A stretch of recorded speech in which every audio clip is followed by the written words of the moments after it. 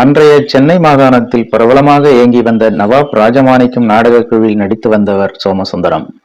இவர்தான் நடிகர்களுக்காக ஒரு சங்கம் அமைத்து நாடக நடிகர்களை ஒருங்கிணைக்க முயற்சி செய்தார். அதாவது நடித்து முடித்த பின்னர் பலருக்கு உரிய ஊதியம் வழங்குவது பெரும்பாடாக இருந்துள்ளது. இதை கவனத்தில் கொண்டு தொடங்கப்பட்டதே நடிகர் சங்கம். சக்தி நாடக சபாவில் நடித்து வந்த KR ராமசாமி, SV சுப்பையா, நம்பியார், சிவாஜி கணேசன் உள்ளிட்ட பலர் அந்த அமைப்பில் உறுப்பினர்களாயினர்.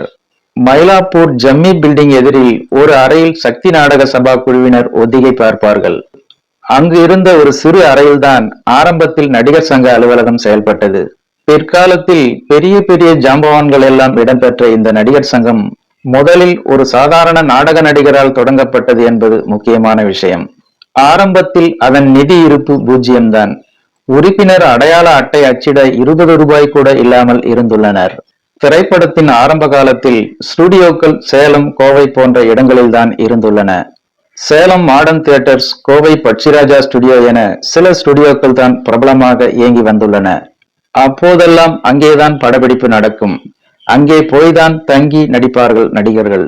ஸ்டுடியோக்கள் சென்னை வந்த பிறகுதான் தமிழ், தெலுங்கு, மலையாளம், கன்னடம் என 4 மொழிகளிலும் நடிக்கும் நடிகர்கள் நடிகைகள் சென்னையில் தங்கினார்கள்.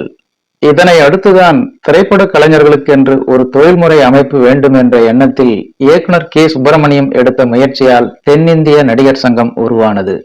இயக்குனர் K. சுப்பிரமணியத்தை தொடர்ந்து TV Sundaram, Chittoor V. Nagaiah, NS Krishnan, MGR, அஞ்சலி தேவி, R. Nagendra Rao, SS Rajendran, MV Sainathan, KR Ramasamy, நடிகர் திலகம் சிவாஜி கணேசன், ராதா ரவி, கேப்டன் விஜயகாந்த், சரத்குமார், நாசர் என புகழ்பெற்ற பல கலைஞர்கள் தலைவர்களாக இருந்து வழிநடத்திய இந்த சங்கம் இதுவரை 15 தலைவர்களை சந்தித்துள்ளது.